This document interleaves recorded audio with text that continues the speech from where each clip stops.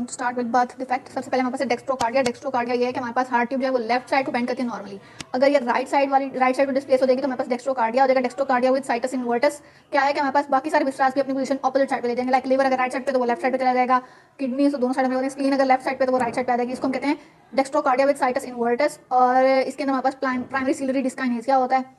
और हमारे पास isolated dextrocardia भी हो सकती है कि सिर्फ हार्ट जो है वो अपनी लेफ्ट साइड पे जाए राइट साइड पे। ये हमारे पास नॉर्मल लूपिंग हार्ट की जो कि हमारे पास bulbo U shape D loop, bulboventricular loop, और जब ये इन्वर्ट करेगा तो हमारे पास आ जाएगा डेक्स्ट्रोकार्डिया। इसके बाद हमारे पास एक्टोपिया कार्डियस। एक्टोपिया कार्डियस का मतलब हार्ट जो है वो अपनी लोकेशन चेंज कर ले। और थोरेसिक फॉर्म ऑफ एक्टोपिया कार्डियस ये है कि हार्ट जो है वो कंप्लीटली एक्सपोज हो थोरेसिक वॉल पे, और इस केस के अंदर हमारे पास इंफेक्शन और कार्डिक फेलियर और हाइपोक्सीमिया हो सकता है, और डेथ हो जाएगी फ्यू डेज आफ्टर बर्थ ही डेथ हो जाएगी। कुछ केसेस में क्या होता है कि हमारे पास हार्ट जो है वो डायफ्राम से एब्डोमेन के अंदर प्रोट्रूड करता है। इस बार हमारे atrial septal defect. Atrial septa कैसे बन रहा था? सेप्टम प्राइमम बन रहा था, फोरामेन प्राइमम बन रहा था, फिर फोरामेन यहाँ से डिफरेंट परफोरेशन बन रही थी, और फिर हमारे पास फोरामेन सेकेंडम बन रहा था, फिर सेप्टम सेकेंडम इसको क्लोज करके फोरामेन ओवेल बना रहा था। ठीक, यहाँ बस टोटल प्राइम एट्रियल सेप्टल की डेवलपमेंट थी। अगर हमारे पास ऑस्टियम सेकेंडम का डिफेक्ट होगा तो हमारे पास क्या होगा कि इसके अंदर हमारे पास सेप्टम प्राइमम सेप्टम सेकेंडम जो है उनके अंदर डिफेक्ट्स होंगे। और हमारे पास अगर ये अनट्रीटेड रह जाएगा तो पल्मोनरी हाइपरटेंशन होगी, फाइब्रोसिस ऑफ लंग अपेयर होगा 30 ईयर और लेटर में।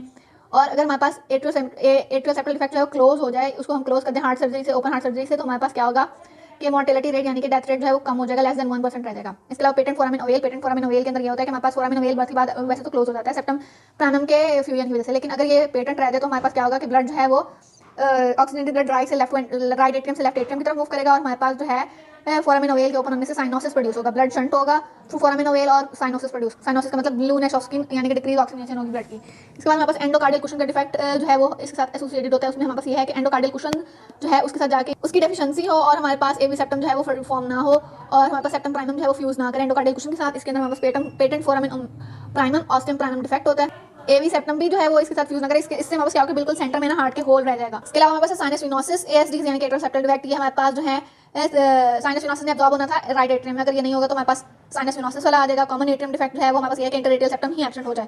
इसके अलावा प्रोब पेटेंट फोरामेन ओवेल, कोई प्रोब पास करें तो हमारे पास जो है फोरामेन ओवेल जो है वो ओपन हो जाए। लाइक अगर हम कोई हार्ट सर्जरी करें उससे हमारे पास फोरामेन ओवेल से हमने पास कर दिया है कोई प्रोब, तो हमारे फोरामेन ओवेल दोबारा से ओपन हो जाए। इसके बाद ventricular septal defect. Ventricular septum हमारे पास कैसे बन रहा था? बाय सबसे पहले हमारे पास मस्कुलर बन रहा था, मस्कुलर से फिर हमारे पास मेम्ब्रेनस बन रहा था जो कि एंडोकार्डियल कुशन से आ रहा था। मेम्ब्रेनस वीएसडी का मोस्ट कॉमन डिफेक्ट होता है, इनकम्प्लीट क्लोजर होता है इंटरवेंट्रिकुलर फोरामेन का, और हमारे पास एंडोकार्डियल कुशन से जो है ना वो टिश्यू आना जो है खत्म हो जाता है। हमारे पास वेंट्रिकल्स के दरमियान में फोरामेन रह जाएगा।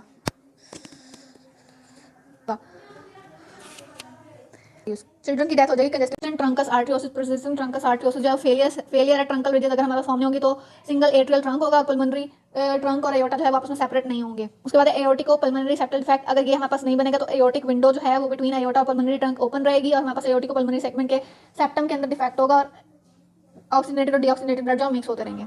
इसके बाद ट्रांसमिशन ऑफ ग्रेट आर्टरीज। इसके अंदर हमारे पास ये है कि हमने देखा था कि जब हमने देखा कि ट्रंक वो जो पल्मोनरी ट्रंक और एओर्टा है वो फॉर्म हो रहे थे, और वो आपस में 180 डिग्री की स्पायरलिंग से अपनी पोजीशन चेंज करते हैं। अगर वो नई स्पायरलिंग होगी तो हमारे पास क्या होगा कि डीऑक्सीजनेटेड ब्लड जो है वो एओर्टा से जाना शुरू कर देगा, और हमारे पास जो है लेफ्ट वेंट्रिकल में हमारे पास आ जाएगा ये पल्मोनरी ट्रंक, और वहाँ से हमारे पास ऑक्सीजनेटेड ब्लड जाना। और अगर हम इसको सर्जिकली करेक्ट नहीं करेंगे तो हमारे पास डेथ हो जाएगी with in few month. Aortic stenosis या एओर्टिक एट्रीजिया, इसके अंदर हमारे पास ये एओर्टिक वॉल जो है वो हमारे पास उनकी ओपनिंग नैरो हो जाए, और उनको एक्स्ट्रा काम करना पड़ेगा हार्ट को इनको ओपन करने के लिए, तो हमारे पास एट्रोफी हो जाएगी, हाइपरट्रोफी हो जाएगी लेफ्ट वेंट्रिकल की, और एब्नॉर्मल हार्ट साउंड आएंगे मर्मर्स।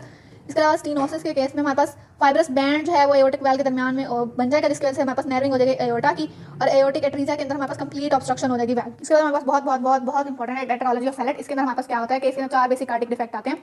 पल्मोनरी आर्टरी की स्टेनोसिस। पल्मोनरी आर्टरी की स्टेनोसिस का मतलब राइट वेंट्रिकल से आउटफ्लो खत्म हुआ है। वेंट्रिकुलर सेप्टल डिफेक्ट आता है, यानी कि जो दोनों वेंट्रिकल के दरमियान में सेप्टम डेवलप हुआ है उसका डिफेक्ट आएगा। Dextroposition of aorta, overriding of aorta होगी, एओर्टा जो है वो ज़्यादा ब्लड उसके अंदर जाएगा एओर्टा के अंदर, और राइट वेंट्रिकुलर हाइपरट्रॉफी, और राइट वेंट्रिकल की जो है वो हाइपरट्रॉफी होगी। अब इस डिफेक्ट के अंदर क्या है, पल्मोनरी ट्रंक जो है वो स्मॉल है, उसकी हमारे पास होगी स्टेनोसिस पल्मोनरी आर्टरी की, और हमारे पास क्या हुआ कि वेरियस डिग्री पल्मोनरी आर्टरी की स्टेनोसिस, उससे हमारे पास आया साइनोसिस का साइन जो कि है टेट्रोलॉजी ऑफ फैलेट का मेन साइन, बर्थ के पर यूजुअली प्रेजेंट नहीं होता।